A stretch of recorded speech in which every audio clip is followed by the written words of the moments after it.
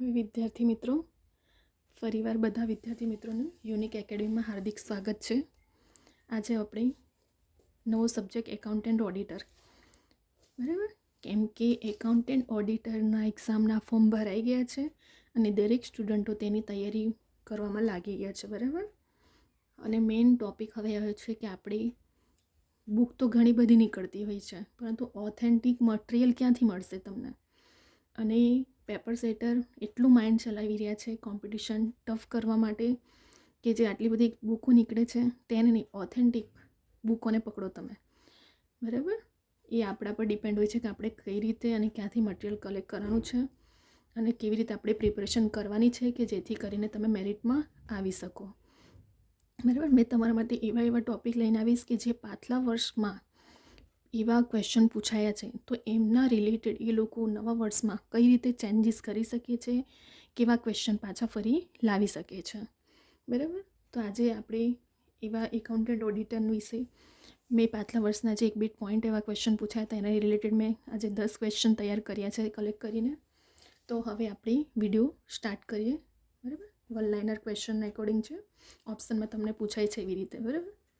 ચલો આપણે જોઈએ. દરેક વેપારી પોતાના વાર્ષિક હિસાબો હંમેશા નાણાકીય વર્ષને અંતે તૈયાર કરે છે. તેમાં કયો ખ્યાલ સંકળાયેલો છે? તો હિસાબી સમયનો. કોનો? હિસાબી સમયનો. ફરી એકવાર, દરેક વેપારી પોતાના વાર્ષિક હિસાબો હંમેશા નાણાકીય વર્ષને, આપણને ખબર જ છે કે એકાઉન્ટ આપણું વાર્ષિક હિસાબો પર જ છે. તો વાર્ષિક હિસાબો જે બનાવવામાં આવે છે એકાઉન્ટમાં, તે કયા ખ્યાલના સંકળાયેલું છે? તો હિસાબી સમયનો ખ્યાલ, બરાબર. કયો? હિસાબી સમયનો. આ વન લાઇનર ક્વેશ્ચન છે એટલે કે તમને ઓપ્શનમાં આમાંથી નીકળી શકે છે. દર વર્ષે એક જ પદ્ધતિએ ઘસારો કાપવો એવું સૂચન કયા ખ્યાલ પરથી મળે છે? તો કયા ખ્યાલ પરથી મળે છે? એક સૂત્રતાના, બરાબર. દર વર્ષે એ આપણે જે 11-12 આપણે ભણીએ ત્યારે ઘસારો કાપવાની દરેક પદ્ધતિઓ, સરખા હપ્તાની પદ્ધતિ, ઘટતી જતી બાકી હપ્તાની પદ્ધતિ, બરાબર, એ બધા આપણે ઘસારોના દાખલા ગણતા જોઈએ છે. તો હવે આ થિયરિકલ છે કે દર વર્ષે જે પદ્ધતિ ઘસારો કાપવામાં આવે તો કયા ખ્યાલ પરથી? તો એક સૂત્રતાના ખ્યાલ પરથી. ત્યાર પછી કયા ખ્યાલને લીધે જ પેઢીના ચોપડે પેઢીના માલકીનું મૂડી ખાતું, ઉપાડ ખાતું ખોલવામાં આવે છે?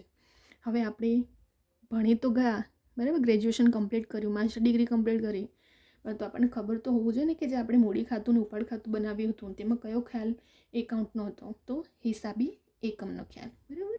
એના હિસાબી એકમના ખ્યાલ પ્રમાણે મૂડી ખાતું અને ઉપાડ ખાતું ખોલવામાં આવે છે. ત્યાર પછી કાયમી મિલકતો પર ઘસારો કયા સિદ્ધાંત મુજબ કાપવામાં આવે છે? તો પેઢીના સાતત્ય. અહીં દર વર્ષે વાળો ઘસારોનો પૂછ્યો હતો અને અહીં કાયમી મિલકતો પર ઘસારો. તો કાયમી મિલકતો પર ઘસારો કયા સિદ્ધાંત મુજબ? તો પેઢીના સાતત્યના સિદ્ધાંત મુજબ કાપવામાં આવે છે.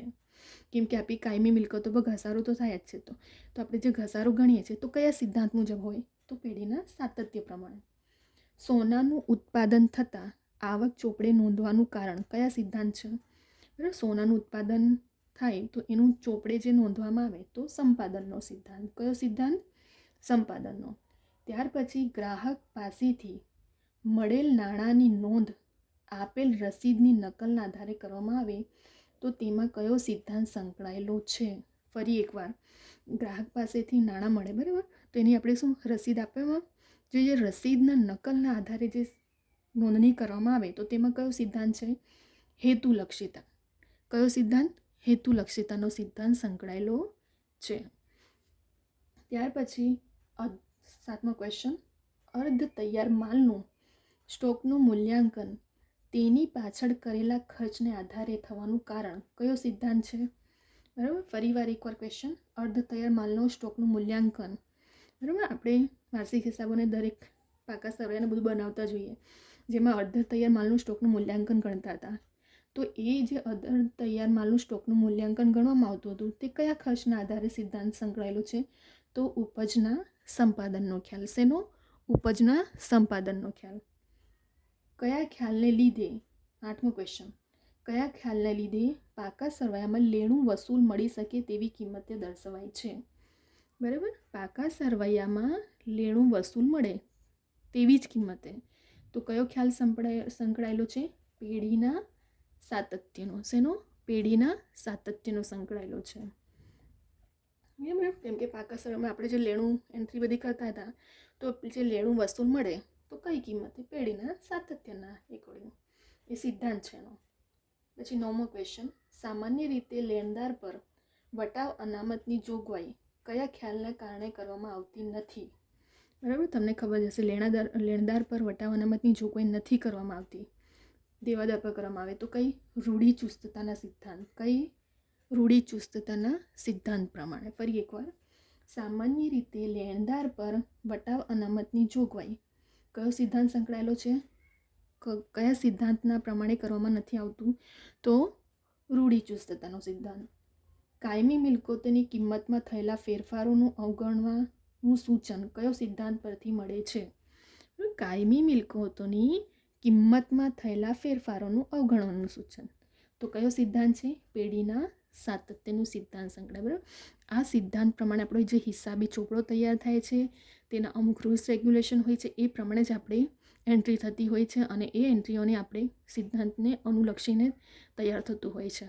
તો એકાઉન્ટન્ટ અને ઓડિટરની એક્ઝામમાં પાછલા વર્ષમાં પણ આવા 1-2 ક્વેશ્ચન પૂછાયા છે. તો એટલા માટે આપણે કયો ખ્યાલ, કયો સિદ્ધાંત સંકળાયેલો છે એવા મેં ક્વેશ્ચન માટે સ્પેશિયલી કલેક્ટ કરીને આખું એક વિડીયો બનાવ્યો છે. નેક્સ્ટ વિડીયોમાં પણ આપણે બીજા લઈને આવશું, પરંતુ ફરી એકવાર આપણે રિવિઝન કરી લઈએ, જેથી કરીને વધારે તમને યાદ પણ રહી જાય. તમે સાથે સાથે સ્ક્રીનશોટ કે પછી નોટબુકમાં પણ પોઈન્ટ આઉટ કરી શકો છો. ફરી એકવાર રિવિઝન કરી લઈએ. ક્વેશ્ચન 1, દરેક વેપારી પોતાના વાર્ષિક હિસાબો હંમેશા નાણાકીય વર્ષને અંતે કરે. તો કયો? હિસાબી સમયનો છે. ત્યાર પછી દર વર્ષે એક જ પદ્ધતિ ઘસારો કાપવો.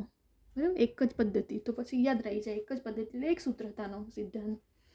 ત્યાર પછી મૂડી ખાતું ને ઉપાડ ખાતું. ત્રીજો ક્વેશ્ચન, કયા ખ્યાલ પ્રમાણે? હિસાબી એકમના ખ્યાલ પ્રમાણે.